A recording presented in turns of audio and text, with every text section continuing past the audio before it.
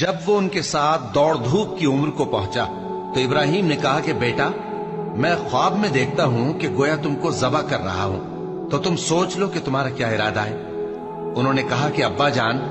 جو آپ کو حکم ہوا ہے وہی کیجئے، اللہ نے چاہا تو آپ مجھے صابروں میں پائیے گا۔ اس طرح جب دونوں نے حکم مان لیا اور باپ نے بیٹے کو ماتھے کے بل لٹا دیا تو ہم نے ان کو پکارا کہ اے ابراہیم، تم نے خواب کو سچا کر دکھایا، ہم نیکوکاروں کو ایسا ہی بدلہ دیا کرتے ہیں۔ بلا شبہ یہ کھلی آزمائش تھی، اور ہم نے قربانی کے ایک بڑے جانور سے ان کا یعنی اسماعیل کا فدیہ دیا، اور پیچھے آنے والوں میں ہم نے ابراہیم کا ذکر خیر باقی رکھا کہ ابراہیم پر سلام ہو،